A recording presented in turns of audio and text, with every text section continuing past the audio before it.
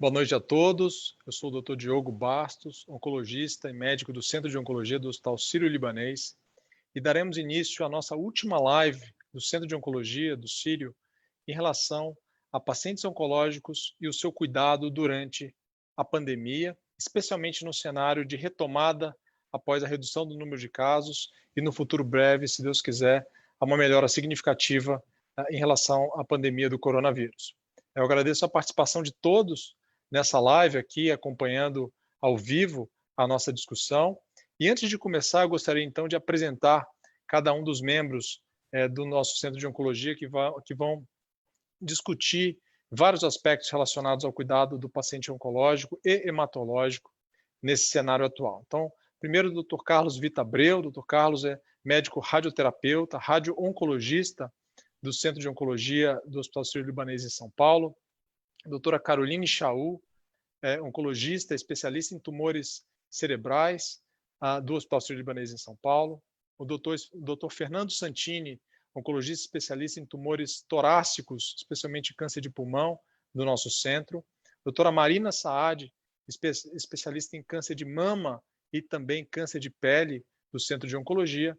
E a doutora Flávia Xavier, hematologista do Centro de Oncologia e Hematologia do Hospital Sírio-Libanês em Brasília. Então, mais uma vez, obrigado pela presença. E eu vou começar, então, a nossa discussão perguntando para a Marina. Marina, quais são os maiores desafios do paciente oncológico durante a pandemia? A gente sabe que muitos pacientes vivem uma apreensão grande em relação à preocupação com a sua doença, com o seu cuidado, com seus exames, ao mesmo tempo que recebem a orientação de ficar mais tempo em casa. E a gente sabe que esse período de quarentena estabelecem tanto para o paciente como para os seus familiares período difícil, em que a pessoa precisa de uma série de adaptações, uma série de mecanismos para se manter bem fisicamente, mas também mentalmente, né? Qual que seria a sua recomendação, sua sugestão, seus conselhos como médica em relação a esses aspectos? Obrigada, Diogo. Boa noite a todos. É uma grande alegria estar aqui. Bem-vindos todos que já estão nos acompanhando e que vão chegando aí ao longo da transmissão. A gente espera poder dar conta da maioria das perguntas.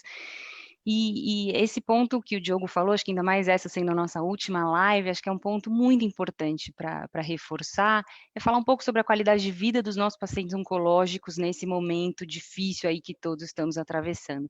Claro que ter o diagnóstico de câncer já é uma situação que vira a vida da pessoa de cabeça para baixo, né? É um cenário difícil emocionalmente, são muitas mudanças físicas, são muitas mudanças no seu dia a dia, na sua rotina, muitas vezes tem que parar de trabalhar, tem que depender de outras pessoas para te darem suporte, e passar por tudo isso no meio de uma pandemia tem sido extraordinário o esforço que os nossos pacientes têm feito, realmente é bastante difícil.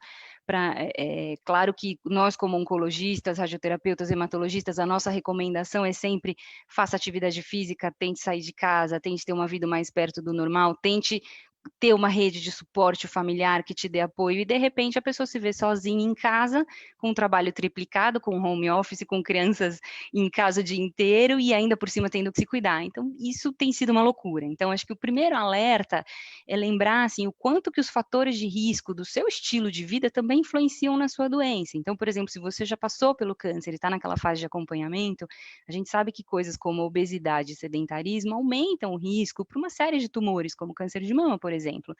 E é claro que é muito difícil manter dieta, manter uma alimentação saudável em casa com a pandemia.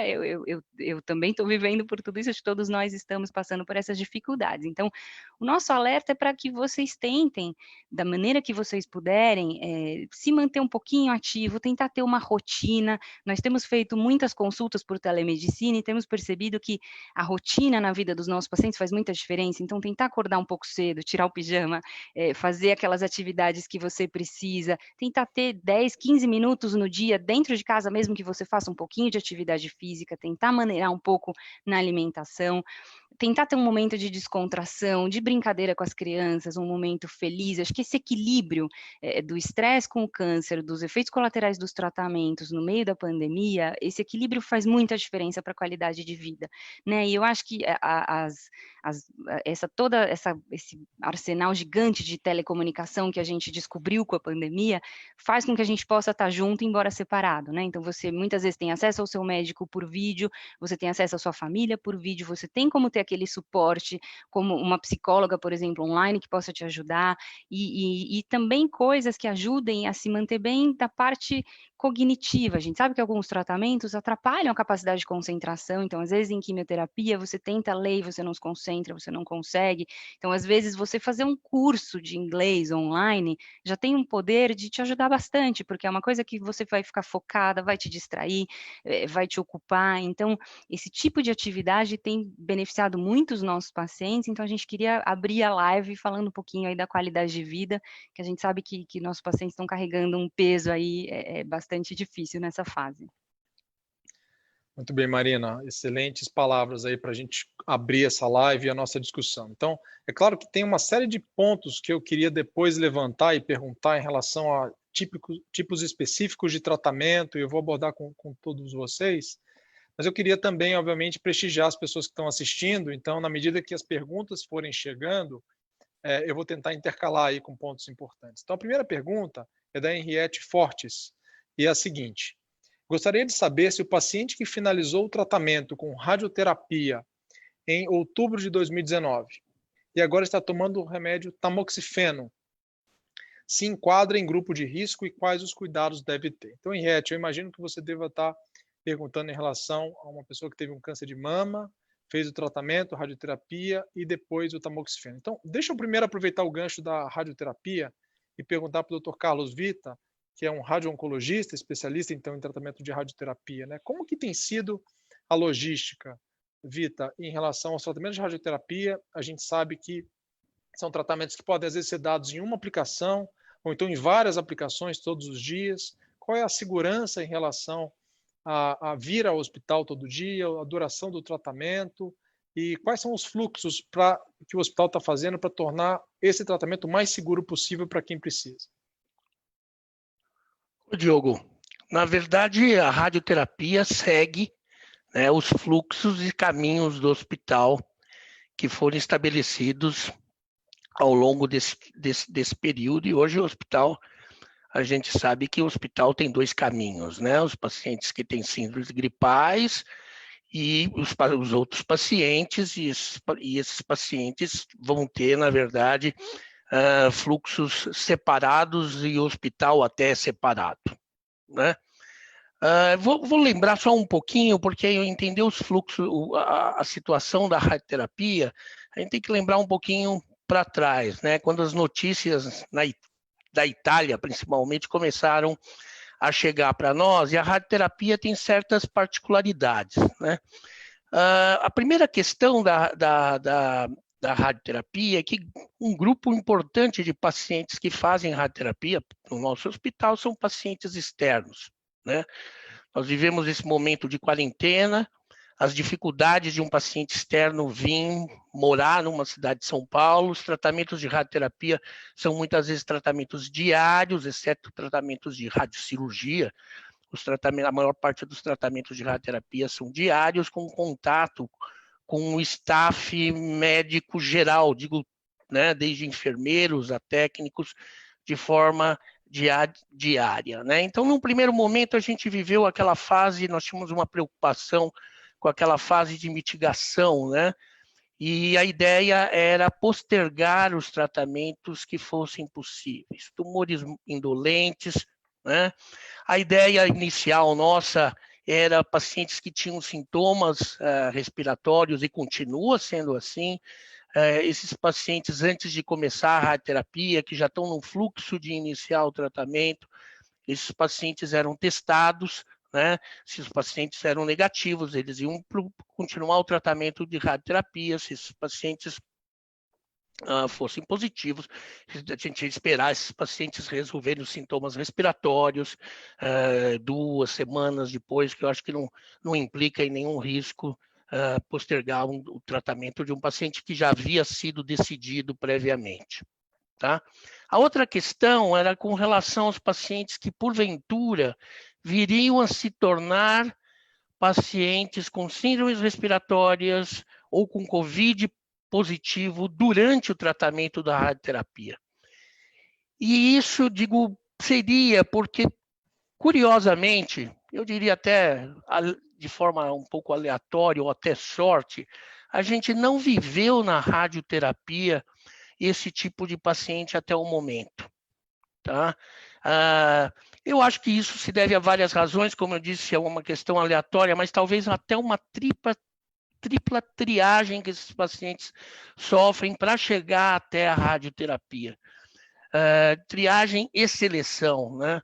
Quer dizer, esse paciente sofre uma triagem inicial do médico que encaminha para a radioterapia, seja o cirurgião, ou o oncologista clínico, ou hematologista. Depois ele tem a triagem do próprio hospital, que é a questão dos fluxos, né? E por último, ele vai ter a triagem do próprio médico radioterapeuta, que vai decidir se esse paciente é um paciente que pode postergar o tratamento ou não, né?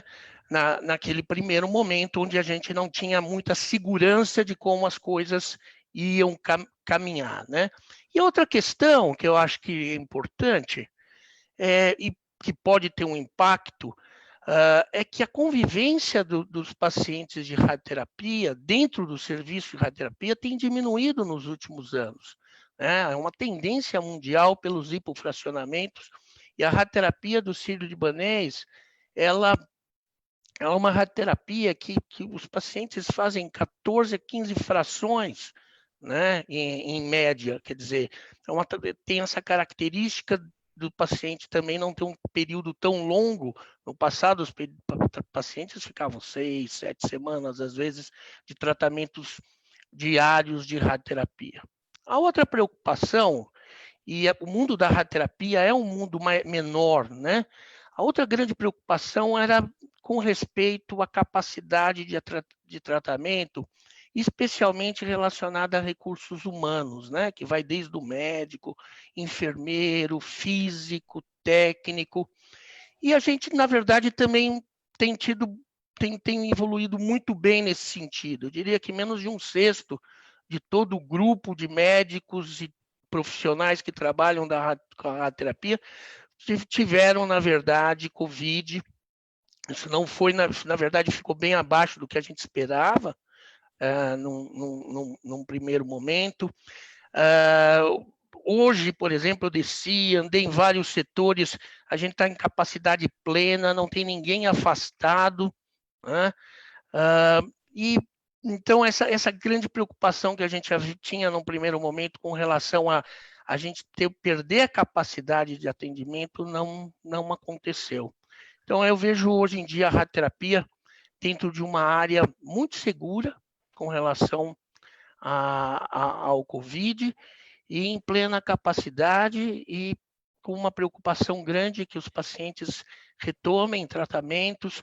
Tem o Dr. Santini aqui, eu sou um pouco mais velho que o Dr. Santini, mas eu vivi momentos, por exemplo, um paciente com câncer de pulmão localmente avançado, onde os resultados eram muito ruins.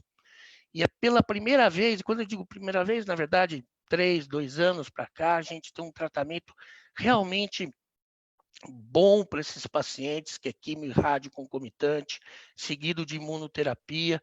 Quer dizer, eu fico muito preocupado desses pacientes não receberem esse tipo de tratamento, né, e atrasarem durante muito tempo. Então, a gente está aí para retomar quase dentro da normalidade que a gente tinha antes, em termos de atendimento na radioterapia, seguindo os fluxos do hospital. Maravilha, Diogo. maravilha, Vitor. Então, só para tirar então a dúvida final, que foi, enfim, a pergunta da Henriette, em relação ao uso de tamoxifeno, Marina. Então, se você puder dar essa notícia. E depois eu vou pedir, tanto para a Caroline, para o Fernando e para a Flávia, para eles comentarem em relação às especialidades que eles tratam e as modalidades de tratamento, falar um pouquinho dos grupos de risco. Acho que seria interessante ouvir cada um de vocês. Estão surgindo várias perguntas em relação a situações específicas e perguntando, eu sou do grupo de risco, não sou? Então, vou pedir, Marina, pacientes em uso de hormonioterapia, por exemplo, tamoxifeno, no caso da Henriette, é um grupo de risco? E depois eu vou fazer perguntas específicas para os outros colegas também. Ah, ótimo. Então, Henriette, não, você não é o grupo de risco. Acho que quando começou essa história do grupo de risco, todos os pacientes que tiveram câncer em algum momento se sentiram no grupo de risco, né? Mas você já passou um período, não sei se você chegou a fazer quimioterapia, mas principalmente se você não fez, está bastante tranquilo, a sua imunidade é normal, tamoxifeno ou qualquer outro hormônio que a paciente tome é uma coisa preventiva, que vai tomar aí por 5 ou 10 anos, e ele não compromete a sua imunidade. Então, a não ser que você tenha, claro, outros problemas de saúde, diabetes, pressão alta, obesidade, outros problemas que te ponham em grupo de risco, mas pelo tratamento preventivo que você está fazendo, não. E para as outras pacientes em câncer de mama, acho que vale também esse alerta, aquelas que a gente considera como grupo de risco são as que estão em quimioterapia, né? Mas ainda assim, hoje a gente consegue fazer isso de uma forma bastante segura, porque a gente tem injeções que a gente dá, por exemplo, depois da quimioterapia para subir a imunidade, não deixá-la vulnerável, né? E mesmo nas pacientes com doença metastática, que fazem um tratamento mais prolongado, a maioria dos nossos tratamentos são por via oral, ou são tratamentos que não deprimem tanto o sistema imune, e essa paciente consegue aí passar muito bem, sem ficar tão vulnerável aí por conta do coronavírus, tá? Ou seja, Marina, é muito importante lembrar que antes de tomar qualquer decisão em relação a vou iniciar um tratamento, vou adiar um tratamento, enfim, realmente converse com o seu médico, porque cada paciente tem uma situação peculiar. Acho que a grande mensagem é essa, é não adiar o tratamento que não deve ser adiado, né? A gente sabe que tem situações e tem queixas que a pessoa pode ter, que ela não deve adiar a ida ao hospital, ela tem que ir, tem que investigar. Então, a grande preocupação que a gente tem é a pessoa desenvolver um sintoma enquanto está em casa e tentar minimizar aquele sintoma, né? Então, por exemplo, eu tive uma tosse com um pouco de sangue. Não deve ser nada. Não, tem que parar, tem que ligar para o médico, tem que procurar o hospital, fazer os seus exames. Que é tudo uma questão de risco e benefício, né? Então, é importante, se a pessoa desenvolve sintomas, procurar o hospital. E se precisar fazer um tratamento, tem tratamentos que não devem ser adiados. É claro que, como o Carlos Vita colocou, tem situações que às vezes pode ser adiado um pouco, né? E nesse sentido... Só um ponto, Diogo, rapidamente, só puxando para o gancho do câncer de mama, a gente sabe que nesse período, estatísticas dos Estados Unidos mostraram que 90% das mamografias, por exemplo, de rotina, deixaram de ser feitas, né? E a gente sabe muito bem que o diagnóstico precoce de um câncer de mama, por exemplo, a chance de cura é altíssima, e se você espera 6 meses para fazer esse diagnóstico, o tratamento pode ser muito mais complicado. Então, acho que esse alerta também de qualquer sintoma, um nódulo palpável, ou se está na época dos seus exames preventivos, você conversa com o seu médico, você vai fazer com segurança e eventualmente detecta um tumor muito pequeno e consegue fazer um tratamento curativo menor, né? Então, acho que esse alerta é fundamental, não interromper o tratamento e não adiar exames que são importantes, né? Muito bem. Bom, tem uma pergunta aqui agora da Rita de Cássia, que vai para a Flávia, tá? Que é hematologista. Então, assim, terminei meu tratamento em maio de 2019, químio e autotransplante no Sírio-Libanês em Brasília, e agora faço acompanhamento de 3 em 3 meses. Então, ela terminou o tratamento tem 1 ano, né? Inclusive, ela está dizendo aqui que não foi ao retorno médico devido à pandemia, porque ela mora em outro estado. A pergunta dela, Flávia, é o seguinte: depois de um transplante, ela é do grupo de risco, né? Como que é a questão do transplante? A gente sabe que os tratamentos de doenças hematológicas eles podem diminuir mais o sistema imunológico, as defesas da pessoa. Como que você poderia orientar em relação a isso?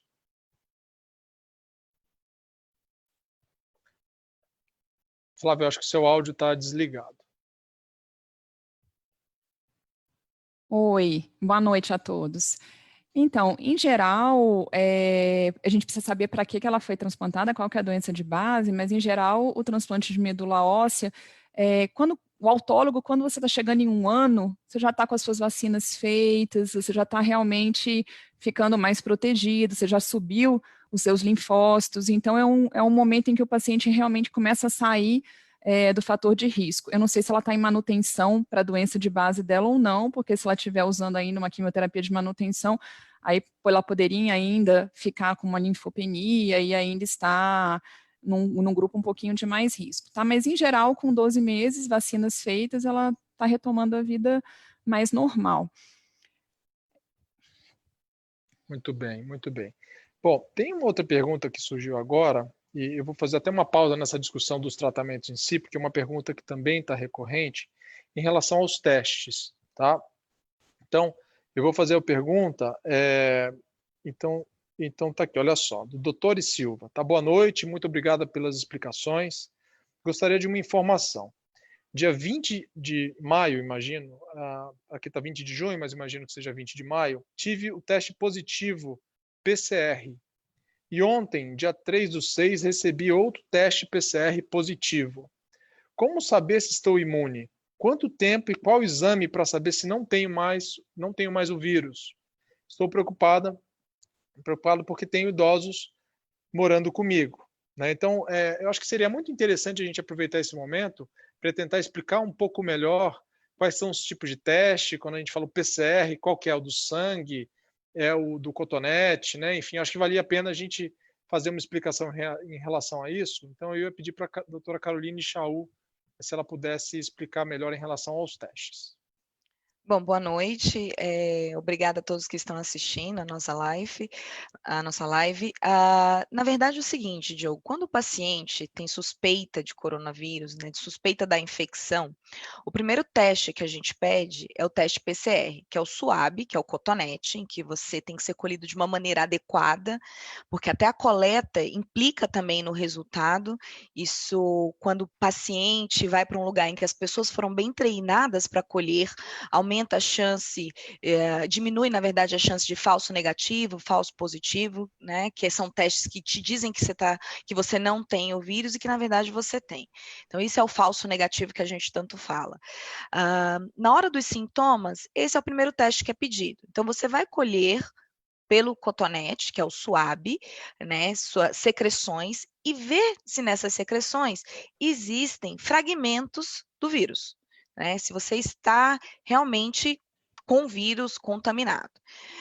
No entanto, a gente sabe que muitos pacientes que estão infectados e passam do período de transmissão ainda podem apresentar fragmentos. Então, não é incomum a gente escutar e ver pacientes que tiveram diagnóstico, começaram sintomas ou eram assintomáticos, mas enfim, fizeram o primeiro teste.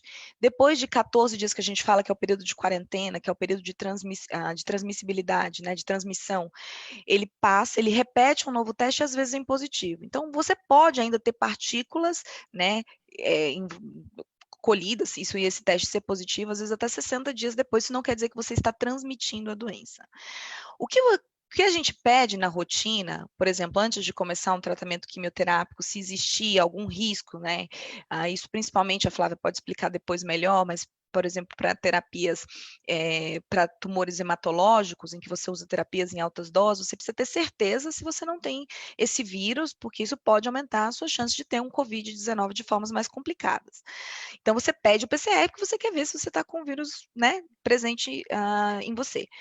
Bom, eu tive uma gripe lá atrás, estou na dúvida se realmente foi Covid, na época eu não testei, e eu quero saber se eu tive contato com a doença e se eu estou imunizado contra a doença. Então, nesse caso, a gente pede a sorologia, que ela é colhida que ela é feita através do sangue, né? Você colhe o seu sangue e pede o que a gente chama de IgG e IgM. Isso vai demonstrar se você teve contato com o vírus e se você fez o que a gente chama de soroconversão, e se está protegido ou não para o vírus. O que a gente ainda não conhece muito bem é se essa soroconversão ela é feita, ela fica por muito tempo, né? A gente ouve falar, tem estudo que mostra, bom, teve gente que se reinfectou, isso é verdade? Não é, na verdade a gente não sabe. O que a gente acredita é que sim, como com outros vírus, você consiga se permanecer protegido por um certo período de tempo, pode ser que algumas pessoas isso não aconteça por um tempo tão prolongado. Então, se você quer saber se você já teve a doença e se já está protegido, o teste é a sorologia, o IgG e IgM, e se você tem ou não a doença no momento, é o PCR, é o teste do cotonete. Muito bem, Chau, obrigado aí vou complementar, aproveitando o gancho da Caroline, então, em relação ao transplante, terapia de altas doses, então, para os pacientes que vão realizar transplante autólogo ou mesmo o transplante alogênico, a gente tem tido cuidado de fazer o PCR do paciente próximo à data da coleta de célula-tronco, no caso, se for no caso do alogênico, também o do doador, para a gente garantir que a célula-tronco, que vai ser então congelada e infundida no paciente, não esteja realmente contaminada. Então, isso a gente tem feito antes de todos os transplantes. E tem um ponto interessante que eu acho que a gente pode até desmistificar ou até ajudar a resolver, que muito que se fala do teste rápido, né? O que é o teste rápido? Na verdade, o teste rápido podem ser desde o PCR, que é o swab da nasofaringe, pode ser chamado de teste rápido, e mais recentemente agora também a sorologia também pode ser chamada de teste rápido, porque o resultado sai no mesmo dia, um dos tipos do teste. Então, é importante deixar claro que só o nome teste rápido não nos mostra muito qual é o método, né? Então, vale a pena frisar que o método PCR é para ver realmente o que a doutora Caroline falou, que é o fragmento do vírus, e o anticorpo, a sorologia, mas qualquer um dos dois pode ser chamado de teste rápido. Então, é sempre bom saber qual o método que você fez para entender aonde você está na infecção. Hoje em dia existem testes até curtinhos que você coloca, pica o dedo e vê se tem seu IgG positivo, né? Diogo, posso só fazer um comentário também, um complemento relacionado à pergunta dele, que eu acho que também talvez ajude, porque isso tem sido uma dúvida bem grande de quando a gente tira o paciente do isolamento, né? Se são só esses 14 dias, porque não existe exatamente esse teste que te diga, ó, você não tem mais, pode ir trabalhar, pode voltar ao contato da sua família. Então, acho que o critério que a gente tem orientado é esperar até o último dia de qualquer sintoma relacionado ao Covid. Aí é qualquer sintoma, não é só tosse e falta de ar, mas a questão de não sentir o cheiro, de não sentir o gosto, diarreia, lesão de pele que às vezes pode dar. Então, qualquer sintoma que você teve durante o seu período de Covid, você espera até o último dia desse sintoma e conta mais 72 horas. Aí é um período que a gente acredita que você não contamina mais os seus familiares, e isso vale também para você como paciente oncológico se tem um familiar na sua casa sintomático. Então, vocês têm que ficar isolados em quartos separados com todo aquele cuidado durante todo esse período. E a gente sabe que às vezes dura mais do que 14 dias. A gente teve alguns pacientes que ficaram 3 semanas com sintomas, às vezes até um mês. Enquanto tem sintoma, a pessoa fica isolada e aí 72 horas sem sintoma, ela sai do isolamento. E Marina, acho que você tocou num ponto importante. Então, assim, para todo paciente que precisa ir ao hospital para fazer um tratamento, é muito importante, se a pessoa tem sintoma, ela identificar esse sintoma e dizer que está com sintoma para ser testado, para não fazer um tratamento, especialmente tratamento oncológico, tendo sintoma. Tá? Então, é muito importante, mesmo que seja uma coriza, algo mais leve, precisa informar. E outro ponto que você comentou, Marina, em relação às outras pessoas que moram na mesma casa, quer dizer, se a pessoa vai fazer um tratamento de quimioterapia, mas o filho, a filha, o irmão que tem contato próximo está com algum sintoma, é muito importante que essa informação seja levada ao médico, mesmo que a pessoa que vai se tratar não tenha sintoma. Porque às vezes a infecção viral inicialmente ela pode ser assintomática, ou seja, a pessoa pode não ter sintoma, está com uma fase inicial da infecção, e obviamente a gente não quer que essa pessoa receba uma quimioterapia e depois desenvolva sintomas, né? Deixa eu aproveitar então e fazer agora a pergunta para o Dr. Fernando Santini. Então, uma pergunta em relação à parte de quimioterapia e imunoterapia. Então, é uma pergunta da Carmen, tá? Ela coloca assim: meu marido tem melanoma, teve um melanoma no dedo do pé, fez a cirurgia e agora ele deveria fazer a quimioterapia depois dessa cirurgia. Eu gostaria de saber se esse tempo de espera não seria um agravante para a doença, já que é um tumor agressivo. Então, Fernando, a gente sabe que tem situações em que a pessoa faz uma cirurgia e depois precisa fazer um tratamento preventivo, por exemplo, uma quimioterapia preventiva, em várias doenças, né? Não só no melanoma, mas, por exemplo, no câncer do intestino e várias outras. Como que a gente deve orientar os pacientes em relação a isso? Quanto é o tempo suficiente para a gente esperar na maior parte das vezes?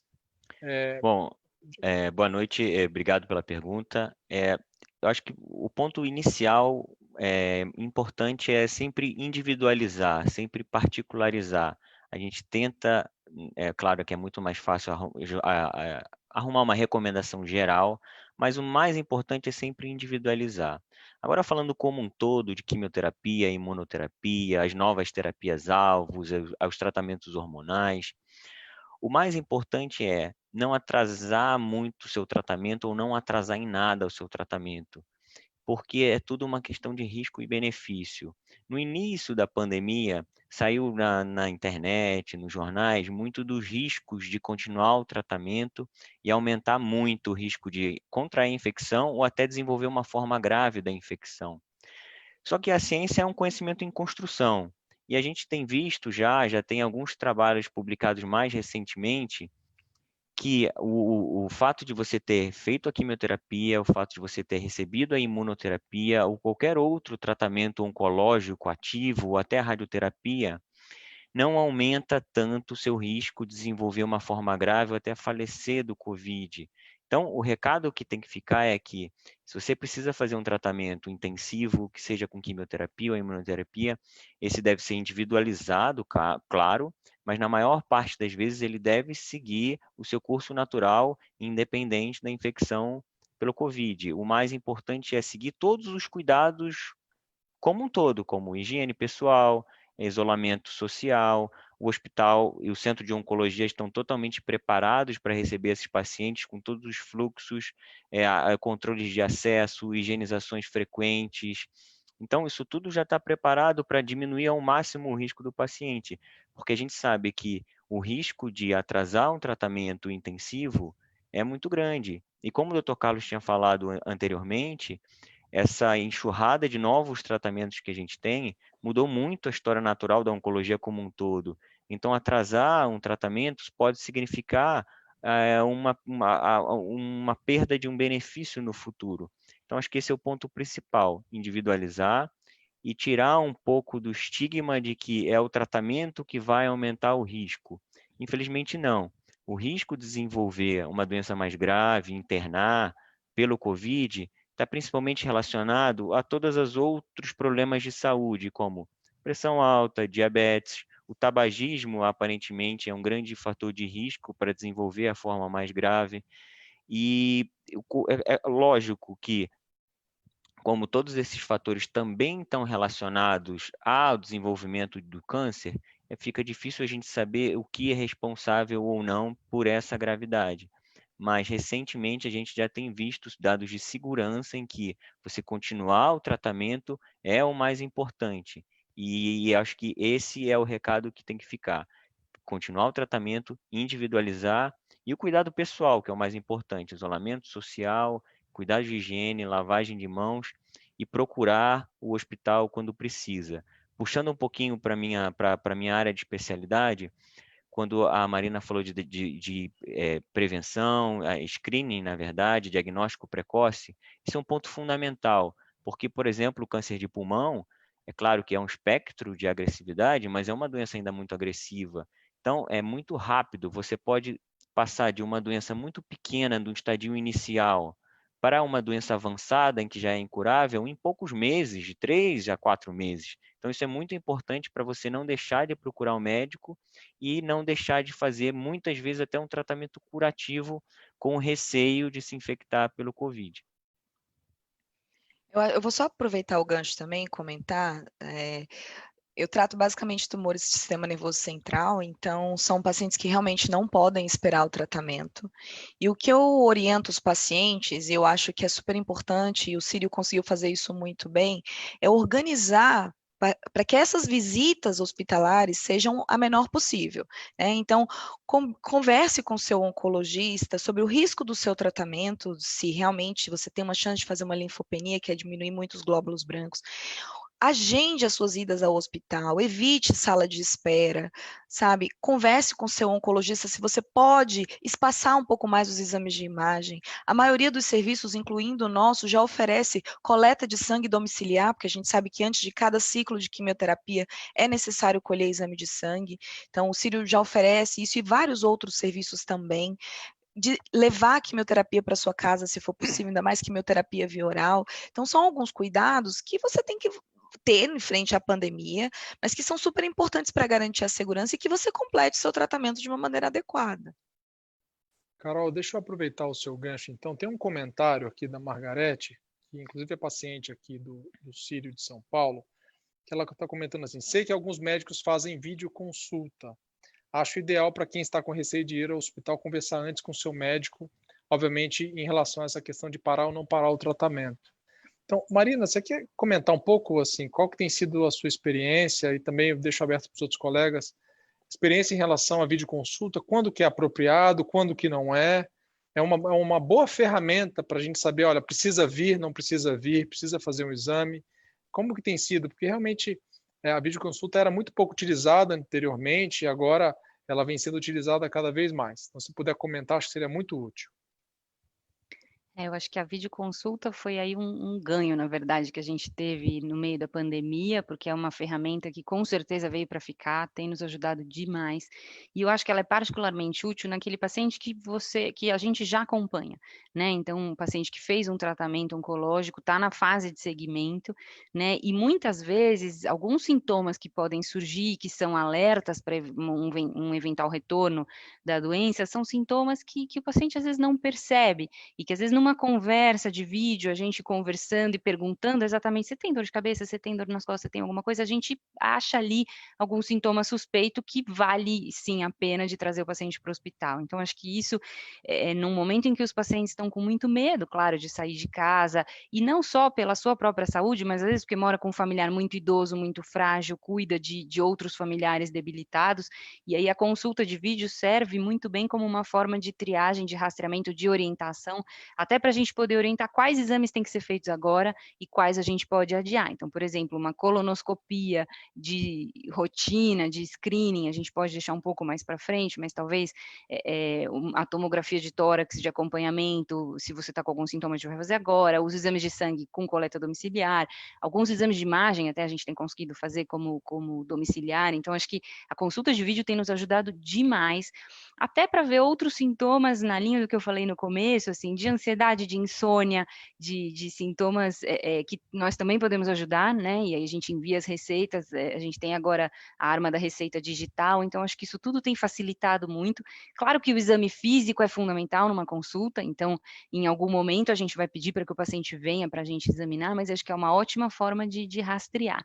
E na linha só do que a Carol falou, nesses cuidados quando você tem que ir ao hospital, acho que além de você fazer os seus agendamentos todos muito próximos, né? Então, se você tem 3 exames a serem feitos, você marca ali um na sequência do outro para ficar o mínimo possível na unidade, mas o cuidado com a mão, acho que esse alerta a gente não cansa de falar, a gente sabe que para quem não está acostumado a usar a máscara incomoda muito, e é instintivo pôr a mão no rosto, e pôr a mão na máscara, e mexer na máscara, e coçar o olho. Eu agora cocei, agora há pouco passei álcool gel. Então, acho que lembrar que o vírus não voa até você, ele vem até você pelas suas mãos. Então, enquanto você está no hospital, enquanto você está no mercado, fora de casa, não leve as mãos nas mucosas, no olho, no nariz e na boca. Acho que esse alerta, isso tem que ficar constante na nossa cabeça, provavelmente ainda por muitos meses pela frente, né? Então, acho que, e também a questão dos acompanhantes que você vai levar com você na consulta, nos seus exames. Então, é claro que se você puder ir sozinho, é mais seguro, mas se você precisa levar um acompanhante, que, claro, não seja alguém do grupo de risco e que tome todos esses cuidados junto com você, e quando voltar para casa, faça toda aquela rotina de deixar o sapato na entrada, higienizar e trocar de roupa e tudo aquilo que a gente tem repetido com tanta frequência. Acho que isso tem virado uma rotina dos nossos pacientes e a gente percebe que 2 ou 3 vindas, eles já estão super acostumados com isso, isso já vira natural, né? Muito bem. Bom, então, assim, é importante, só queria falar, a gente está recebendo um número grande de perguntas e claro que a gente vai tentar responder todas elas. Muitas perguntas acaba que na resposta, a própria resposta já direciona, então eu estou realmente tentando ser objetivo para a gente conseguir abranger a todos, né? Então, eu vou fazer uma pergunta para o Dr. Carlos Vita e depois para a doutora Flávia, tá? Dr. Carlos, então, uma pergunta que eu acho que é muito relevante. Então, em relação ao tratamento de radioterapia, a gente sabe que o tratamento de radioterapia, dependendo da doença, pode ser feito sozinho, pode ser feito junto da quimioterapia, pode ser feito junto da hormonioterapia. Mas vamos pensar numa situação da radioterapia sozinha. A radioterapia pode aumentar o risco de uma forma grave da infecção por coronavírus? Quer dizer, como que a gente sabe, como você mencionou já no começo da live, existe um fluxo muito bem estabelecido para a segurança das pessoas não se contaminarem ao ir fazer as aplicações, mas as aplicações de radioterapia reduzem a imunidade, né? Como que a pessoa que está fazendo o tratamento da radioterapia pode imaginar se está ou não está dentro do grupo de risco? Quando a gente pensa em tumores sólidos, o impacto da radioterapia na imunidade do paciente é muito pequeno. Tá? A gente tem que tomar cuidado se o paciente não tem outras causas que possam estar relacionadas à queda da imunidade. Tem o paciente hematológico, esse paciente a gente tem que olhar com mais carinho, né? E eventualmente sim, não é a regra, né? Mas o paciente hematológico a gente precisa estar próximo do hematologista, e porque esse paciente eventualmente a radioterapia pode sim expor ele a um maior risco. Por outro lado, a gente não pode esquecer que pacientes hematológicos também incluem uma gama de pacientes jovens, né, com uma imunidade muito boa, e que os tratamentos não por si só não trazem um risco. Eu tenho uma preocupação maior, são com aqueles pacientes mais idosos, que já vieram de outros tratamentos antes. Aí sim, a gente gosta de acompanhar esses pacientes bem próximo do hematologista, que lida melhor até do que nós com essa situação. Não é uma contraindicação de radioterapia, tá? Acho que isso é muito importante. Não existe uma contraindicação de tratamento oncológico nesse momento Covid, a não ser o paciente de alto risco, que muitas vezes é o paciente que já está internado, né? Porque a internação, já por si só, ela já expõe que o paciente tenha algum risco, mas aquele paciente ambulatorial, dificilmente é um paciente que você vai contraindicar o tratamento, exceto se a doença é uma doença indolente, um tumor indolente. O Diogo conhece muito bem, alguns cânceres de próstata são indolentes, não vai ter nenhuma repercussão em você postergar o início do tratamento. Diogo, eu posso abrir só um parêntese entre ele e a Flávia? Claro. Acho que um ponto que eu vi, algumas perguntas que eu acho interessante a gente esclarecer. Parece simples, mas o que é risco, né? Tem muitas pessoas que têm um medo porque tem uma certeza. Puxa, eu tenho pressão alta, diabetes. Se eu pegar isso, eu vou internar e vou ficar na UTI e vou falecer. Mas é importante tirar esse estigma. O risco nada mais é do que a chance de um paciente que tem pressão alta ou diabetes desenvolver a infecção grave e internar em relação a uma pessoa completamente saudável. Quer dizer, a chance é um pouco maior, mas não quer dizer de maneira nenhuma que se por acaso você for contrair a infecção ou ter o coronavírus, você vai ter a infecção sintomática ou vai precisar internar. É só que a chance é um pouco maior, mas de maneira nenhuma é uma certeza, né? Então, quando a gente fala de risco, é interessante a gente colocar que você vai ter uma chance um pouco maior, mas se a chance for maior de um evento que não é tão frequente, ela não é também tão frequente. Então, acho que isso é um parênteses que é interessante a gente pontuar. Risco não é contraindicação, né, Santilli? Isso aí. Exatamente. Ainda mais quando a gente está falando de uma pessoa que às vezes tem um problema sério oncológico e muitas vezes o risco da doença oncológica é maior do que o risco de complicação de uma eventual infecção do coronavírus. Então, eu acho que é realmente essa questão quando a gente fala, tem que discutir risco e benefício, na verdade tem que discutir risco e risco, né, aqui, né? Então, para a gente poder discutir daí, então, os benefícios do tratamento ou eventualmente de aguardar o início do tratamento, né? Então, tem duas perguntas importantes para a Flávia aqui, que eu acho que são interessantes, Flávia. Uma do Luciano, a outra é do Rui. Tá? Do Luciano é o seguinte, olha, minha filha é transplantada há 6 anos de fígado e teve um linfoma não Hodgkin há 4 anos. E eu imagino que ela deva ter sido tratada, adequadamente tratada, né? Quais os cuidados que devemos ter com ela neste momento? Então, esse acho que é um ponto. A pessoa teve uma doença que foi tratada, está bem, quais são os cuidados? E do Rui, é uma questão relacionada a catéter. A gente sabe que alguns tratamentos, tanto em oncologia quanto em hematologia, às vezes, alguns tipos de quimioterapia precisa da colocação de um catéter, que às vezes fica até embaixo da pele, chamado de porto-cat, E esse catéter precisa de uma certa manutenção para que não tenha risco dele entupir. Então, muitas vezes, uma vez por mês, precisa ir até o centro. Então, a pergunta do Rui é exatamente essa. A pergunta é a seguinte: tenho implantado um catéter há 1 ano e meio, da época que fazia quimioterapia no Sírio. Devo limpá-lo a cada mês, ou a cada mês e meio. Mas, em função da quarentena, não estou indo ao hospital há 3 meses. Como que a gente pode orientar essa pessoa em relação a isso, né? Então, Diogo, em relação ao transplante de órgão sólido, é necessário saber se o paciente está usando algum imunossupressor ainda ou não, tá? Mas se o paciente já está sem imunossupressor, um transplante há mais de 6 anos e já teve um linfoma há 4 anos, provavelmente não é um paciente com grande risco atual. O linfoma mesmo com 5 anos a gente já considera o paciente curado, tá? Em relação à questão do catéter, nós temos assistência nas unidades externas de limpeza, tá? A gente tem unidade de hospital-dia, é bem seguro você vir na unidade de hospital-dia para fazer a limpeza do catéter, você não precisa entrar diretamente no hospital. Tá? Então, eu não vejo realmente com uma grande preocupação. Nós tivemos o cuidado nessas unidades do Centro de Oncologia, do Hospital Dia, de realmente restringir a entrada de pessoas com febre, a gente faz toda uma triagem, então se tornou um local seguro para os pacientes que precisam fazer a manutenção de catéter, precisam fazer a quimioterapia, irem e se sentirem seguros, tá? Então, eu não vejo problema em você ir. Diogo, vou só aproveitar para falar das doenças hematológicas, que eu vi que todo mundo levantou o aspecto também.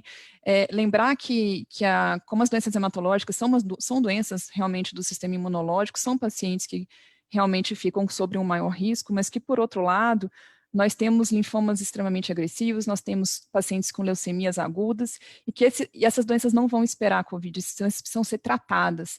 E nós criamos realmente um fluxo de tratamento dessas pacientes que é extremamente seguro. A gente realmente, a gente tenta fazer o máximo possível ambulatorial. Hoje a gente dispõe de bombas de infusão, que a gente permite que as medicações que precisavam antes ser feitas internadas em 24 horas, alguns protocolos de linfoma a gente precisa fazer por 96 horas, a gente consegue mandar o paciente para casa, ele vem na unidade, ele coloca a quimioterapia, ele vai para casa usando a bombinha, depois ele vem, tira, coloca uma nova bombinha. Então a gente tem procurado manter o paciente o máximo em casa possível e receber o tratamento de forma que ele possa ficar curado, então, dessas doenças mais agressivas. Perfeito, perfeito. Bom, Diogo, acho que só um comentário, desculpa, em relação ao catéter, porque a gente tem tido bastante essa dúvida, assim, principalmente pacientes que estão em outras cidades, em outros estados, quarentenados em cidades menores e estão com o catéter e deixam de heparinizar. Então, acho que 3 meses seria aí o limite seguro, né, para fazer essa heparinização. Então, eventualmente, se você está longe do seu centro de tratamento, tentar conversar com o seu médico para procurar um centro seguro, onde você possa fazer isso, que acho que 3 meses aí é o limite, né, que a gente considera. Essa dúvida tem sido bem frequente, né, com os nossos pacientes. Tá bom.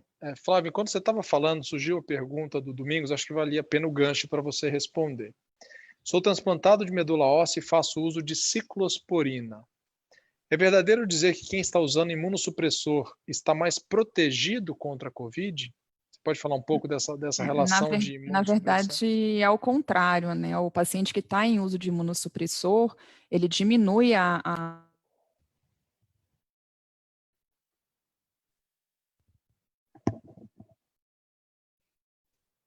Flávia, acho que você ficou no mudo. Desligou, Então, na verdade, os pacientes que estão em uso de imunossupressor, a ciclosporina mesmo, que abaixa os seus linfócitos, fica um pouco mais suscetível à infecção. Então, é um paciente que tem que tomar mais cuidado. Perfeito, perfeito.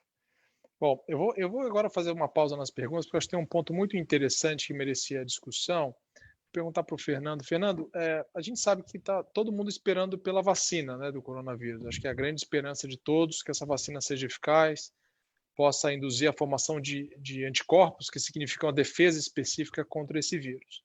E a gente tem ouvido algumas notícias, olha, a vacina saiu da fase 2 de teste, foi para a fase 3.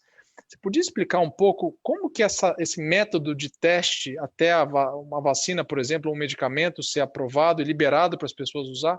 É um estudo fase 1, fase 2, assim, de forma para que as pessoas possam entender um pouco essa sequência. De uma maneira assim, bem simples, só para iniciar, a gente, enfim, tem diversas vacinas já em teste, com diversos tipos específicos de vacina para o coronavírus, vacinas mais modernas, baseadas em material genético e vacinas mais simples. E todo o processo de desenvolvimento de drogas e vacinas entra no meio delas, parte de, teoricamente, vamos simplificar em 4 fases.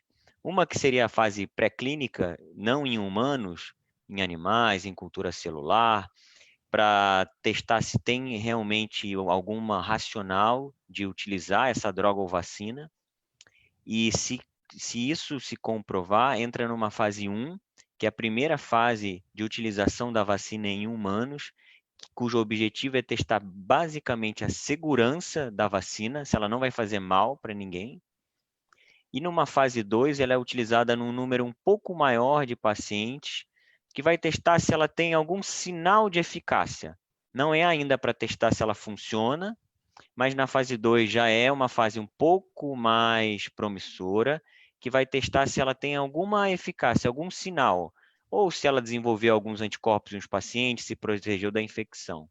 E a partir daí tem a grande fase, que é a fase mais importante, que é a fase 3, que vai testar em centenas e milhares de pacientes, e a partir daí, se realmente se comprovar a eficácia da vacina, ela pode ser, enfim, distribuída e comercializada.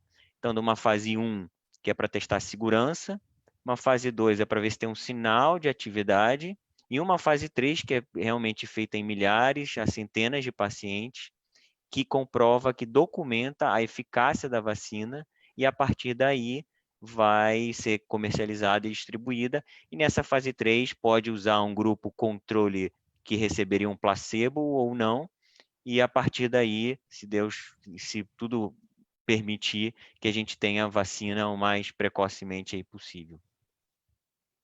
Muito bom, muito bom.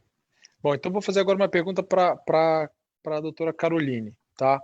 A gente sabe, Caroline, que tem alguns medicamentos que são utilizados para tentar aumentar as defesas do organismo depois de uma quimioterapia, né? Tentar acelerar a recuperação da imunidade. Então, tem a pergunta da Suzana, e ela diz o seguinte: boa noite, estou tomando Neulastin após a quimio, que é essa injeção de melhorar a imunidade. Estou seguro em relação à imunidade?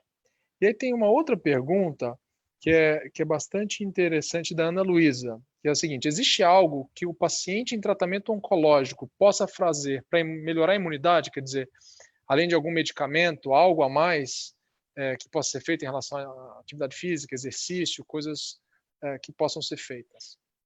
Uhum. Bom, em primeiro lugar, não existe nenhum medicamento que aumente, né, ou diminua, na verdade, a sua chance de ter Covid-19 de formas graves. Isso ainda não existe documentado cientificamente. Quando a gente usa o Neulastin, por exemplo, ou outras medicações que aumentam a nossa defesa, nós estamos tentando evitar algo que é muito comum na oncologia, que é a neutropenia febril. Então, alguns esquemas quimioterápicos, então, dentro dos nossos glóbulos brancos, que são os nossos soldadinhos, nós temos os responsáveis em nos defender contra bactérias e outros responsáveis em nos defender contra vírus, né? Quando a gente toma o Neulastin, ou no caso dessa paciente, ela deve estar em uso de alguma quimioterapia em que baixe bastante a defesa dela contra bactérias, e existem bactérias que já vivem na gente, e vivem, na verdade, porque o nosso sistema imunológico está controlando a entrada dela, e se esse sistema cai, elas se aproveitam, né?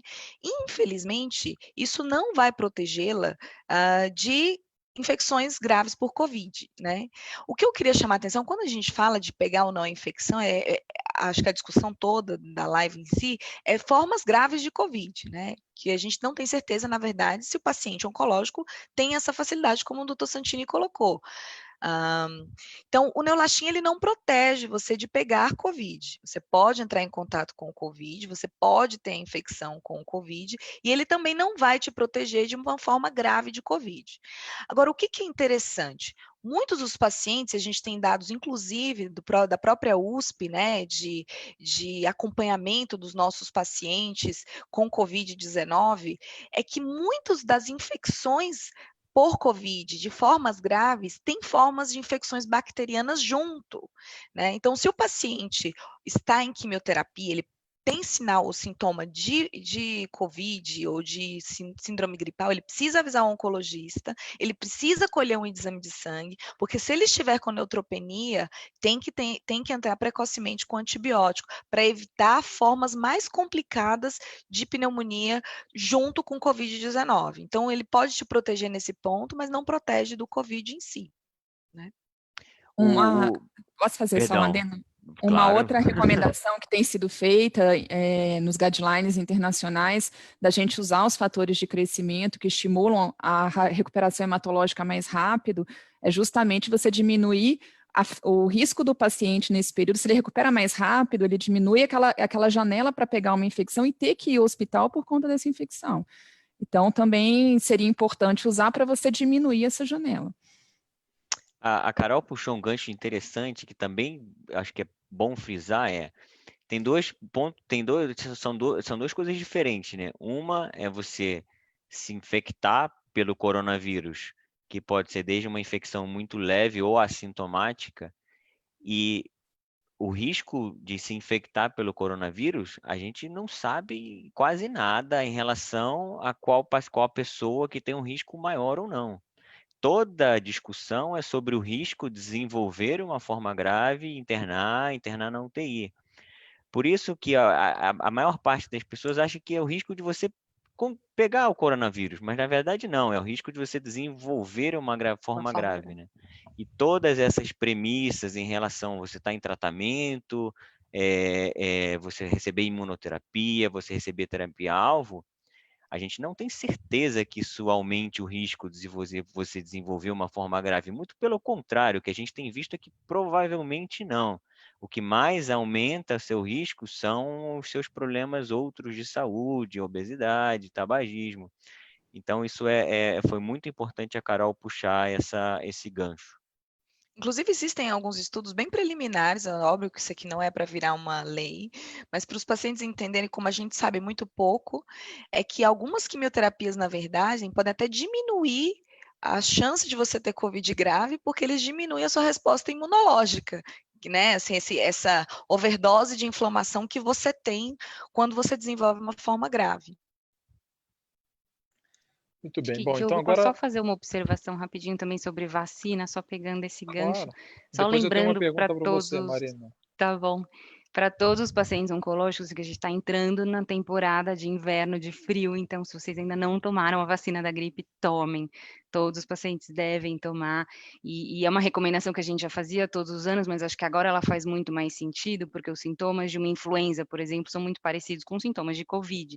E aí, no momento que você pega uma influenza, uma outra infecção respiratória, a gente vai achar que é COVID, vai te isolar, vai fazer os exames, vai ter toda essa confusão aí na vida, e que isso poderia às vezes ser evitada pela vacina da gripe. Então, tanto os nossos pacientes quanto as pessoas que moram na mesma casa devem sim tomar vacina. Para quem está em químio, o melhor momento de tomar é na véspera do próximo ciclo, que é aquela fase em que a sua imunidade já se recuperou.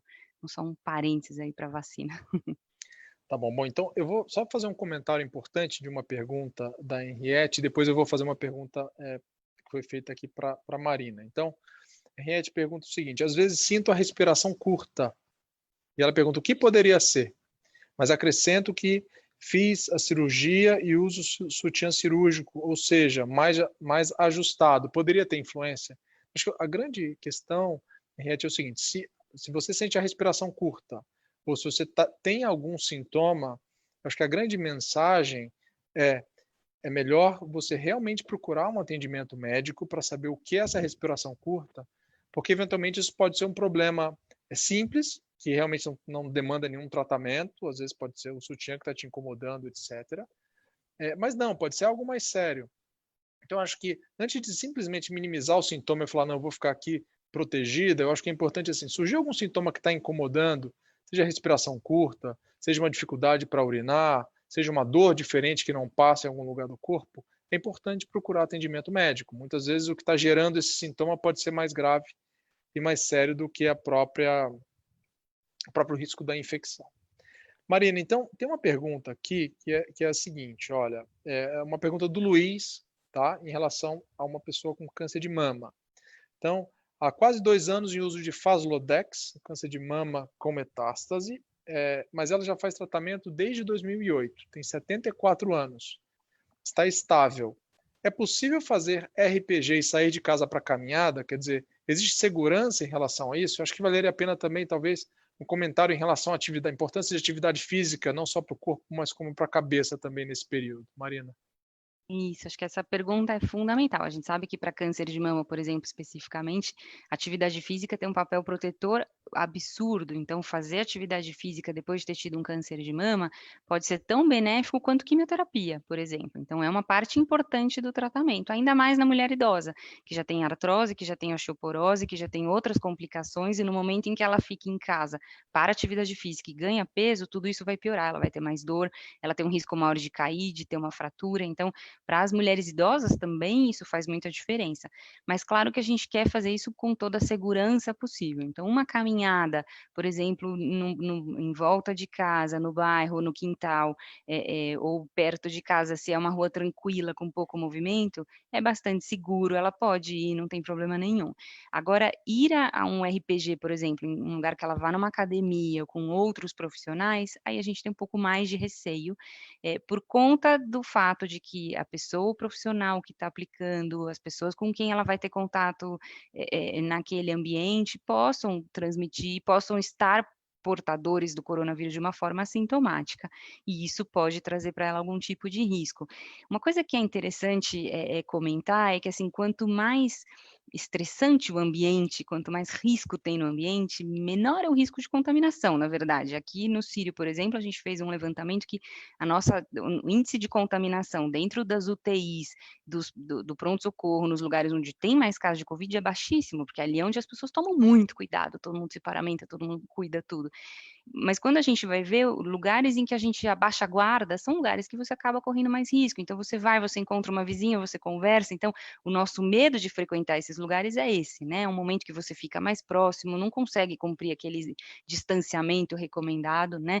Mas, nesse sentido, as opções online são enormes. Então, talvez, mesmo numa pessoa de mais idade, você ensinar ela a mexer num Zoom e colocar aquela professora de RPG, de yoga, de alongamento para ensinar algumas coisas online que ela possa fazer em casa, e ela faz uma caminhada em alguns exercícios que ela possa fazer em casa nesse período, ela vai estar fazendo a atividade física dela, né? E ela tem que manter essas injeções do Faslodex, por exemplo, no caso dela, que são aplicações rápidas, curtas, né? E é um tratamento que está tendo benefício e deve ser mantido. Mas acho que essa pergunta é fundamental, porque isso tem sido uma questão muito recorrente com as nossas pacientes. Todo mundo, num primeiro momento, imaginou que isso ia durar 2, 3 meses e parou tudo. Se eu vou parar, daqui a pouco eu volto. E no momento em que não melhorou no tempo rápido que a gente gostaria, como é que a gente retoma a vida, né? Então, a nossa discussão aqui, acho que é um pouco a retomada de ir ao serviço, de fazer os seus exames, de manter o seu tratamento, mas também para os pacientes retomarem um pouco da sua rotina de vida pessoal, de fazer ginástica, de se cuidar, de fazer os seus exames, né? Acho que essa pergunta é fundamental, é muito importante tentar, de alguma forma, manter esse equilíbrio, né? Deixa eu fazer só um comentário, Marina. Essa semana e nas últimas 2, 3 semanas eu tenho sido muito procurada pelos meus pacientes que agora estão muito angustiados. Eu acho que chegou naquele ponto em que o pessoal está em casa há muito tempo e estava com essa proibição de atividade cansando, física. né? E estão muito angustiados com isso. Às vezes estão procurando a consulta só porque eles estão angustiados para conversar. Então, a atividade física, não só pelas características de base da doença é importante, mas ela é importante para a cabeça. Então, eu tenho recomendado aos meus pacientes naquele horário mais tranquilo, não pegando elevador com outras pessoas, bota a sua máscara, dá uma voltinha no local mais tranquilo, faz bem para a cabeça, você dá uma desestressada. Eu acho que é muito importante para você manter aquele equilíbrio, né? Muito bom. Acho que esse é o grande ponto, acho que foi comentado, né? Nesse momento, quer dizer, no início parecia que ia demorar algumas semanas, né? Talvez o máximo 2 meses, então todo mundo parou e ficou esperando. Mas à medida que a gente vê que talvez a gente vai ter que se adaptar a essa nova realidade, a gente tem que de fato ir voltando às partes importantes e saudáveis da nossa rotina, e isso inclui, obviamente, cuidar da alimentação, do corpo, da cabeça e fazer os exames e os cuidados médicos importantes, né? Então, aqui uma pergunta, Carlos, não é uma pergunta específica de radioterapia, mas acho que uma pergunta em relação à segurança de vir ao hospital, acho que é importante nesse gancho. Então, uma pergunta do Jaci. Diz assim, fiz radioterapia e hoje faço uso de hormonioterapia. Quer dizer, a Jaci teve um câncer de mama em 2016, fez radioterapia e hoje faz uso de hormonioterapia. E tem uma suspeita de um possível nódulo de rim de 0,6 centímetros que acompanha com tomografia de 6 em 6 meses. Ela está preocupada porque, como ela usa contraste, ela tem que fazer um programa de sensibilização de alergia a contraste para poder fazer o exame com segurança, mas isso leva a uma demora maior do exame. Então, a pergunta dela é o seguinte, tem problema ela ir até o hospital fazer o exame de tomografia? Tem problema demorar algumas horas essa permanência dela no hospital? Acho que seria importante da gente frisar se realmente qual que é realmente a segurança de fazer um exame, quando o exame é importante, né, do acompanhamento. Veja, eu acho que se ela tem indicação e um médico recomendou que ela faça esse exame, ela está num segmento por um nódulo, ela tem que fazer o exame. Eu acho que não é relevante o fato dela ir e ficar eventualmente até horas a mais, com todos os cuidados que tem que ter, num hospital que tenha fluxos, obviamente, dentro de uma clínica que tenha fluxo, como temos aqui, né? Separando pacientes que têm sintomas gripais de pacientes que não tenham. Eu acho que não, eu não vejo, eu acho que ela deve fazer o exame dela e não deve retardar. Muito bem, acho que isso também vem em linha com outras duas perguntas que foram feitas, da Márcia e da Lourdes, tá? Então, é assim, tem uma colonoscopia para agendar. Já passei por uma cirurgia há 1 ano e quimioterapia finalizada em fevereiro. O exame é de rotina, devo esperar? E a outra pergunta da Lourdes, estou com meus exames de rastreamento atrasados, por medo de ir fazer por conta do Covid-19. Então, acho que essas perguntas estão muito em linha com o que você falou, Carlos, que realmente, assim, é claro que tem situações que dá para aguardar, né? Mas tem situações que não tem por que esperar, né? Então, é claro, se a gente está no momento de uma curva de casos ainda alta e é um exame de rotina preventivo, acho que é razoável esperar um pouco, esperar 1 mês, 2 meses, não esperar mais 1 ano, né? Não seria inteligente fazer isso. Mas agora, se existe uma necessidade maior de fazer o exame, sem dúvida nenhuma, realmente é conversar com o médico e tomar a decisão. Eu acho que não só o sírio-libanês, mas há uma preocupação grande dos serviços de saúde de propiciar para o paciente a maior segurança para ele usar o serviço de saúde. De novo, a questão do risco, né? O risco da infecção versus o risco de não descobrir algo ou de não fazer algum tratamento, né? Mas comparativamente... Opa, pode, por favor, Santini. Não, só, e o que a Marina falou no início, né? Os exames de rastreamento existe parece que é o exame de rotina, não, mas o rastreamento é super importante para você detectar precocemente uma doença, né? Então, e aquilo que você falou, no início isso vai durar 2 meses, então tudo bem você pular o exame de rastreamento para o mês seguinte, mas como a gente realmente não tem muita previsão de como esse cenário vai se desenhar nos próximos meses, realmente os exames de rastreamento e todos os outros exames devem realmente começar a retornar a seu funcionamento normal, né? Eu tenho uma preocupação especial, porque a gente sabe que, estatisticamente, o número de diagnósticos de câncer caiu muito durante a pandemia, né? E a gente sabe que isso não significa que o número de casos caiu muito, simplesmente está se fazendo menos de diagnóstico, porque os exames, como você falou, Fernando, os exames para detecção precoce não estão sendo feitos. Então, existe uma preocupação grande nossa dessas pessoas fazerem o diagnóstico numa fase mais avançada. Então, vou até perguntar para a Caroline, como que você consegue enxergar essa questão? E tem algum exame que seja diferente de outro em relação a essa questão de poder esperar para a pandemia? Carol, como que você enxerga essa questão? Eu acho que existem, como o próprio paciente perguntou, os 2 tipos de exame. O exame que você vai fazer para rastreamento, na verdade 3, o exame que você vai fazer para rastreamento, então eu não tenho sintoma nenhum, eu não tenho nada, eu não acho também que nós vamos ficar livre dessa pandemia tão cedo, acho que a questão aí vai se estender pelo menos até o fim do ano. Então, se você vai atrasar talvez 2 meses, porque, enfim, tem a sua mãe tá próximo de você, é idosa, você está visitando, enfim, não vejo um grande problema. O que me preocupa são pacientes que acham que vão fazer um exame de rastreamento e que, na verdade, é um exame diagnóstico. O que que é? Estou com uma dor de cabeça. Eu estou com uma dor no estômago, não precisa ser uma coisa tipo uma tosse com sangue, mas coisas bobas que, em geral, você iria, né? Uma diarreia, um intestino que vai, que não vai. Tá um pouco diferente do que você normalmente é, e você acha que isso é um rastreamento. Isso não é. Isso não pode ser jogado lá para frente.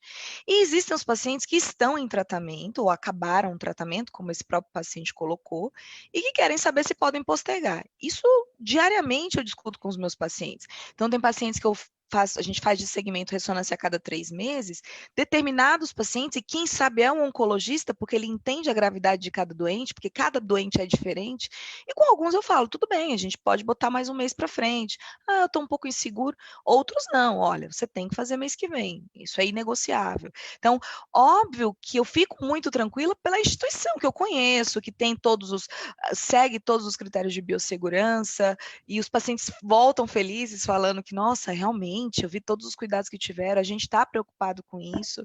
Então, são diferentes os critérios, mas o que eu mais falo, inclusive eu falo para minha própria família, é rastrear. Se você está com sintoma, isso não é rastreio. E muitos pacientes esquecem que uma simples dor de cabeça pode ser um sintoma e que tem que ser investigado. E às vezes até a telemedicina é uma ferramenta para o médico fazer essa triagem, né? Então, se você realmente está com receio, então você não faça a sua própria triagem, né? O que a Carol falou. Às vezes a telemedicina pode ajudar para você com o médico ele falar, não, isso é grave ou isso precisa realmente você vir fazer o exame, ser examinado pessoalmente, pode ser uma alternativa, uma ferramenta para ajudar os médicos e os pacientes nessa jornada. Muito interessante. Bom, então, excelente. Acho que a discussão está sendo super boa e a gente está conseguindo em vários pontos interessantes que são muito importantes para a vida das pessoas que têm câncer, dos familiares, né? E também das pessoas que não têm. Acho que pontos muito legais que a gente está discutindo aqui. Marina, uma pergunta para você, tá? Então, a da Ana Paula, ela está dizendo assim, olha, estou na 2ª quimioterapia agora de câncer de mama. Já fiz a cirurgia de remoção do quadrante. Estou bem preocupada com o tratamento e pandemia, né? Como que você podia orientar, né, Ana Paula? Então, Ana Paula, acho que o mais importante é você não interromper o seu tratamento, porque a gente sabe que no seu caso a gente está tratando para te deixar curada, né? É uma quimioterapia preventiva, mas que para você o benefício dela é muito grande, né? Então, realmente a gente sabe que esses tratamentos preventivos que a gente faz com quimio para câncer de mama, o ideal é não atrasar, é manter todo esse cronograma programado direitinho e lembra que você tem que tomar os cuidados quando você vai no seu tratamento. Então, além de tomar os cuidados de isolamento, de ficar em casa, de não se expor, lembrar quando você for as suas aplicações, lembrar da mão, lembrar de não tocar o rosto, não tocar o olho, de se policiar para não se contaminar. A gente também tem sugerido aos pacientes que não precisa trazer tanta coisa, né? Normalmente os pacientes vinham com livro, bolsa, mala, vinha com aquele tanto de coisa para ficar aquelas horas ali da químio, venha com o mínimo possível, traz uma bolsinha pequena com as coisinhas que são realmente imprescindíveis, no máximo um livrinho, porque eventualmente você vai ter que ir sem acompanhante, mas não deixe de fazer o seu tratamento. Tome todos os cuidados necessários. A maioria dos nossos pacientes tem completado todo o tratamento sem nenhuma intercorrência, né? Acho que realmente tem sido uma coisa muito mais tranquila do que a gente imaginava, e adiar não é uma opção, não é. O impacto de adiar uma quimioterapia, no seu caso, é muito grande, né? Então, não tenha medo, siga o seu tratamento direitinho, qualquer sintoma diferente, você vai avisando o seu médico, né? E principalmente principalmente tomar cuidado com os seus familiares em casa. Então, a gente entrando nessa temporada de inverno, se algum familiar que está com você desenvolver sintoma gripal, ficar isolado, isolamento em casa é muito difícil, eu sei que é difícil, fica um sozinho no quarto até passar os sintomas, mas é uma gripe leve, eu acho que não é nada. Na dúvida, ele fica isolado, e lembrando que o teste do PCR, ele só vale depois de 4 dias do início do sintoma. Então, naqueles primeiros dias do quadro gripal de um familiar, ele tem que ficar isolado de você, fechadinho dentro do quarto, não compartilha toalha, não compartilha utensílio nenhum. Quando sair do quarto, fica de máscara, e aí no quarto dia ele pode fazer o PCR, que aí é o momento em que é a maior chance desse teste vir positivo, e se ele tiver positivo mesmo, ele se isola de você até os sintomas desaparecerem por completo, né? Então, acho que isso é importante. E só retomando, Diogo, acho que isso tudo que a gente estava falando antes, a gente tem algumas estatísticas bastante alarmantes, né, americanas, que nesses 3, 4 meses aí de pandemia, a gente deixou de fazer cerca de 80 mil diagnósticos de câncer. Então, isso é muita coisa, né? E são diagnósticos de tumores que a maioria seriam curáveis com cirurgia, com tratamentos, às vezes, pouco invasivos, né? Então, nos preocupa muito o que vai acontecer daqui a uns meses, quando os diagnósticos vão começar a ficar mais tardios e as pessoas vão procurar numa situação mais grave. Então, acho que o grande alerta é para aqueles pacientes que estão com sintomas, e isso tem acontecido com muita frequência, a gente recebe a ligação, falou assim, faz um mês que eu estou com sangramento genital e eu não quero ir porque eu estou com medo. Então, se você tem um sintoma, vá, né? Acho que esse é o grande alerta. Eu queria aproveitar um gancho interessante que me ocorreu agora quando você falou, Marina, da pessoa que precisa ir ao hospital levar pouca coisa, né, para não ir cheio de coisa, para não ir esbarrando, né? E é o cuidado com o celular, né? A gente está cada vez mais próximo dos nossos celulares, que se tornaram uma coisa quase que imprescindível, né? Você sai de casa, você quase deixa a cabeça para trás, às vezes o celular você não esquece. Então, vamos lembrar que é uma fonte de contaminação. Não adianta o celular estar contaminado, quer dizer, e aí você vai passar o álcool gel e bota a mão no celular de novo, né? Então, é bastante cuidado com o celular. Use formas de higienizar o celular de acordo com o seu aparelho, né? Obviamente tem as recomendações, a gente não quer que ninguém perca o celular, estrague ele, né? Enfim, jogando numa bacia com cloro, nem nada disso, mas eu acho que é importante esse cuidado, né? Então, tudo que você manusear, eu acho que é importante passar álcool gel, lavar as mãos, mas cuidado com o celular. Tem uma pergunta aqui que é para Flávia, tá? Flávia, olha só. Sou paciente do Hospital Sírio-Libanês. Diagnóstico de linfoma de Hodgkin, com última quimioterapia em agosto de 2019. É a Juliana. Faço parte do grupo de risco imunossupressora diante dessa pandemia, ou seja, ela acabou há quase um ano atrás da quimioterapia, imagino que já deva ter recuperado completamente aí desses efeitos, mas ela tem que se preocupar em relação a essa questão que a gente comentou do grupo de risco? Então, Diogo, é importante ela avaliar naqueles exames de rotina, de pós-tratamento, se ela está com alguma linfopenia ainda, porque eventualmente os pacientes ficam nesses 2 primeiros anos com linfopenia. Mas isso não significa que ela não deva fazer o acompanhamento de rotina dela do do término do tratamento, porque a gente sabe que o fato de você estar em remissão completa não significa que você vai estar curado. A gente precisa saber se essa doença realmente foi embora, e se ela voltar, a gente precisa ter uma detecção precoce. Então, é importante que no pós-tratamento dela, ela faça aquele acompanhamento regular, visitas, fique atenta para os sintomas que a gente considera, né, gânglios que cresçam, sintomas B, como febre noturna, inexplicada, perda de peso, suadeira noturna, essas coisas que são relacionadas ao linfoma, tá? Porque é uma doença curável. Então, a gente não pode, no caso de uma recaída, e tem terapias super eficazes para as recaídas, deixar de dar o diagnóstico porque a pessoa não está seguindo, né? Muito bom. Bom, tem uma pergunta aqui que eu acho que é bem esclarecedora mesmo, porque isso dá dúvida, né? Doutores, qual a diferença de falta de ar entre pacientes com COVID, com asma, com gripe normal e quem tem câncer? Fica com falta de ar ou é só cansaço?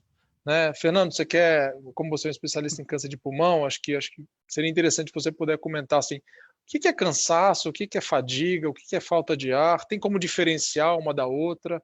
E mais importante, quando que a pessoa tem que procurar o médico, procurar o serviço de saúde? Acho que e a palavra sintoma é uma sensação. Então, acaba que é muito individual e cada um tem uma maneira de expressar o que ele está sentindo. E às vezes é muito difícil você diferenciar se o que é quer dizer, você está cansado, você está com vontade de dormir ou você está com falta de ar, você está respirando com maior frequência, o ar está faltando quando você faz algum esforço. Às vezes, o simples escovar dente, pentear o cabelo, tomar banho, você está cansado. Então, isso geralmente é um sinal que você está precisando de mais oxigênio que o habitual. Geralmente, um cansaço, aquela dor no corpo generalizada, que você precisa dormir, um pouco mais de fraqueza. Mas para o leigo, muitas vezes é difícil diferenciar esses sintomas. Então, a gente sempre tem um grande receio de que, de novo, o paciente faça essa autotriagem. É sempre importante perguntar para algum profissional de saúde se isso merece ou não uma investigação adicional. E, de novo, puxando um pouco a sardinha para o tórax, se a gente puxar como exemplo o câncer de pulmão, a maior parte dos sintomas respiratórios do câncer de pulmão são muito parecidos até com os sintomas de uma gripe normal e da Covid, como uma tosse inexplicada, um pouco mais de cansaço, um pouco mais de falta de ar. E, às vezes, muitos pacientes, principalmente os homens mais velhos, quando tem algum problema, sempre tentam se justificar. Puxa, eu estou um pouco mais cansado, mas eu acho que é porque eu estou fazendo menos exercício, é porque eu ganhei um pouco de peso, é porque eu então perdi um pouco de peso. A gente sempre tenta se justificar para tentar minimizar o que a gente está sentindo. Mas isso, acho que você até falou antes, é muito importante a gente não fazer nesse momento. Então, não minimize os seus sintomas de maneira nenhuma. Então, não é uma gripe, eu estou gripado, não é Covid. Não, não minimize. Pergunte para o profissional de saúde, pergunte ao seu médico, porque. E outro ponto é o que a gente está vendo agora. Há 2 meses atrás, a gente achava que a Covid era uma doença que cursava com uma gripe mais forte.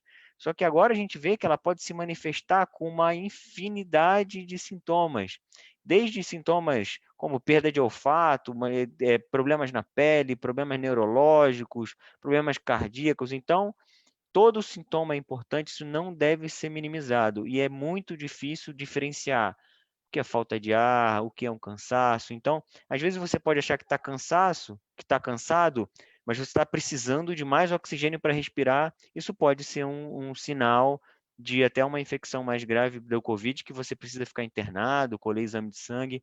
Então, não minimize os seus sintomas e procure o médico profissional de saúde para poder fazer a triagem adequada.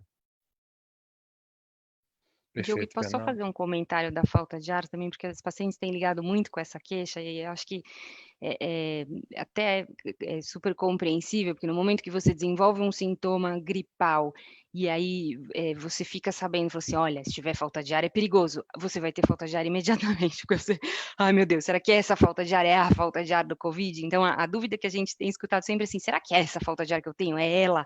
É para eu sair correndo ou não? E aí vem aquela angústia, será que eu tô com Covid, saio e me exponho, fico em casa, espero? Então isso tem sido bastante angustiante, acho que é nessa hora que a gente consegue ajudar a distância, orientando, tranquilizando, acalmando e principalmente pensando em sintomas que já são seus. Então, se você já tem asma, se você já tem refluxo, se você já tosse à noite, se você já era uma pessoa que tinha aquele nariz sempre meio com rinite e você já tinha um pouquinho de falta de ar, isso é uma coisa. Se você nunca teve nada e agora você tem, isso é outra, né?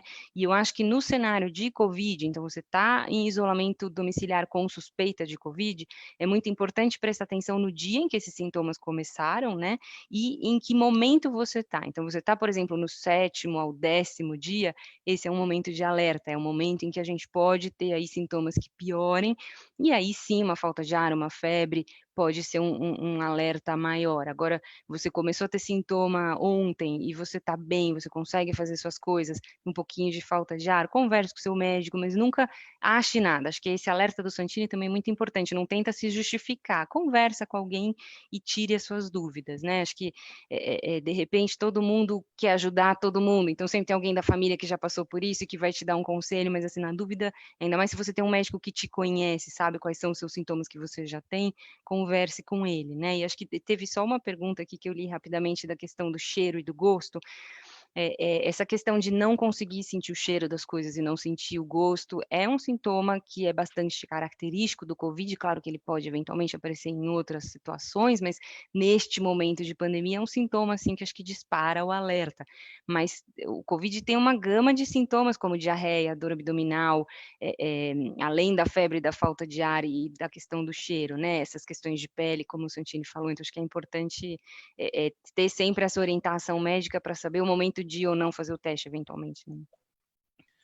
Muito bem. Bom, a gente está, infelizmente, chegando aí nos minutos finais da live, mas a gente tem ainda algumas perguntas aqui para discutir. Então, a pergunta da dona Margot. Meu marido faz tratamento de um câncer de próstata com metástase nos ossos. Ele toma injeções na barriga a cada 3 meses e toma 4 comprimidos de um medicamento e 5 miligramas de cortisona. Quais são os cuidados que temos que ter, além dos cuidados de higiene, máscara e isolamento? Bom, eu vou tomar a liberdade de responder. Você vai responder. Essa é tua.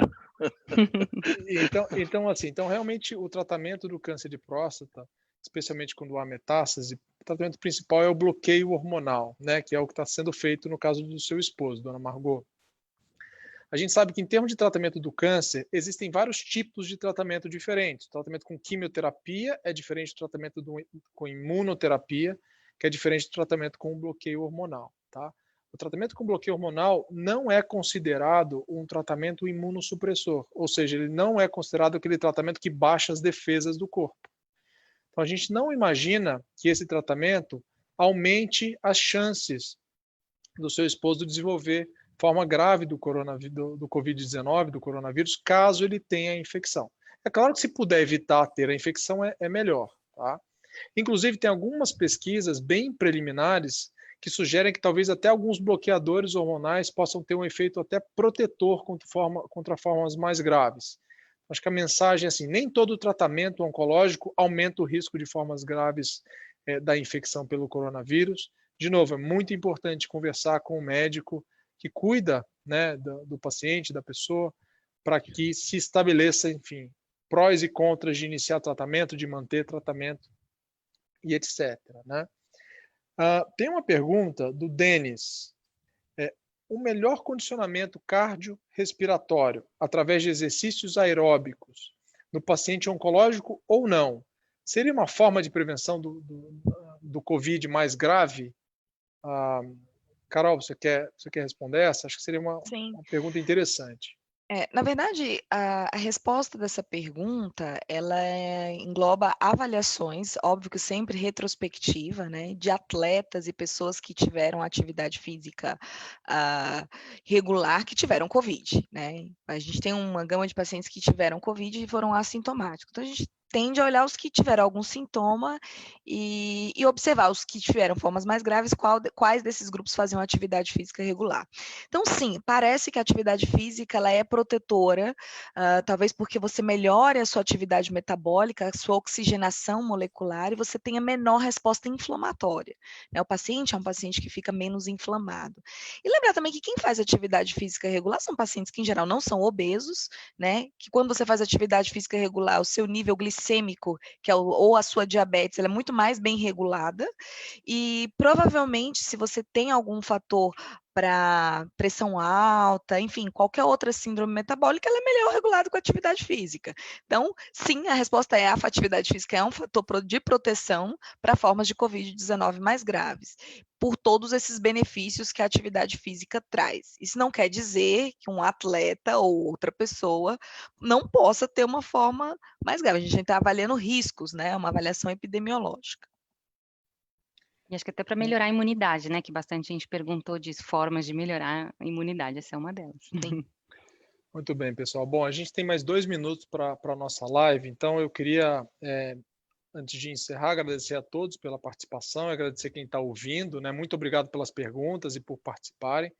E eu queria fazer uma rodada aí de comentários finais rápidos, para que a gente tenha esses últimos 2 minutos. Acho que seria interessante ouvir todo mundo que participou aqui, mensagens finais para as pessoas. Carlos Vita, por favor. você me pegou de surpresa.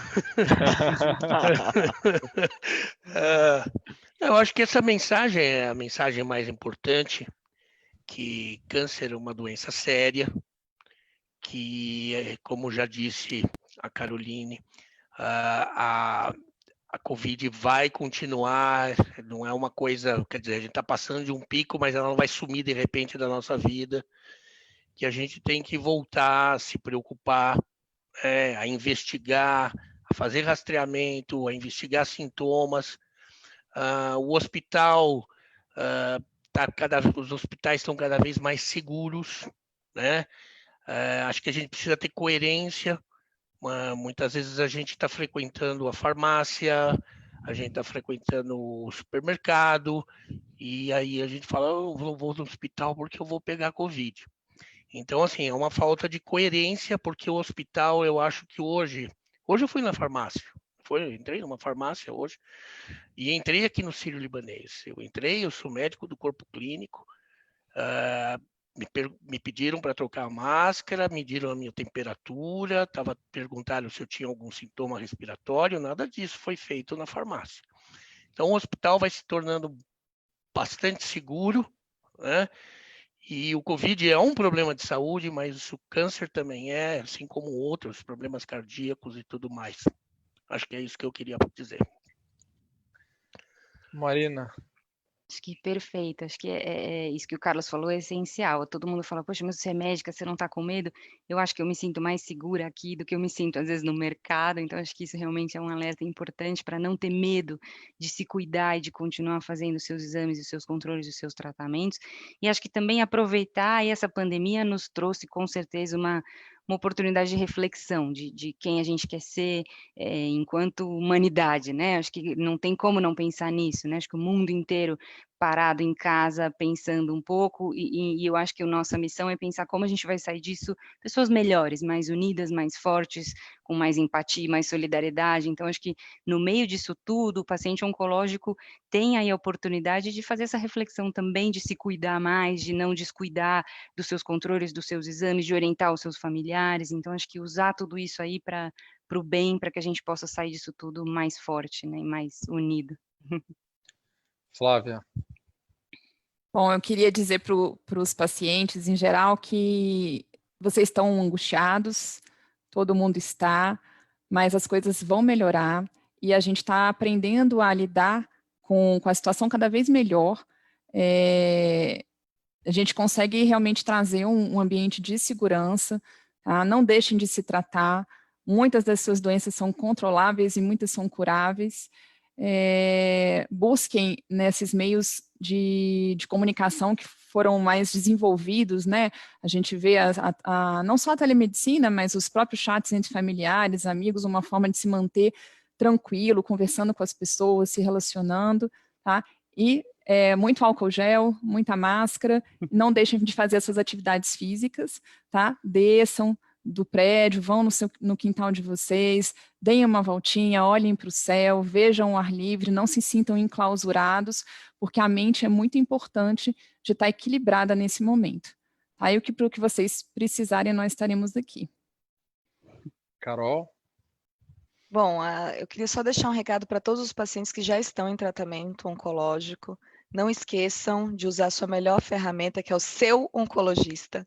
Pergunte para ele entende a sua doença, ele entende o seu tratamento e tire as dúvidas com ele. Acho que isso é o principal. Muito bem. Bom, Fernando ficou para o final. Suas mensagens finais, Fernando. Assumir as palavras de todo mundo. E o mais importante, às vezes, é a gente ficar arrumando desculpa para ter um cuidado extra. Mas, na verdade, todos devem ter o mesmo cuidado extra, que é todos esses cuidados para evitar a infecção do coronavírus, independente do seu risco, da sua comorbidade. O cuidado tem que ser sempre no máximo. Bom, meus caros, então, em primeiro lugar, novamente, muito obrigado pela participação de todos. Eu queria agradecer a todo mundo que ficou até agora, né, 1h30 de live, que participou da discussão, que fez perguntas. Eu espero que tenha sido útil para todos. Vocês possam ter informações relevantes sobre qual o cenário atual que a gente está vivenciando e realmente a importância de se cuidar de uma forma global. Não só se cuidar contra a infecção do vírus, mas se cuidar no aspecto emocional, alimentação, atividade física. E, claro, tem algum problema de saúde, algum sintoma, não deixe de procurar o médico e o serviço de saúde. Então, uma boa noite a todos e cuidem-se. Boa noite. Boa noite. Boa noite.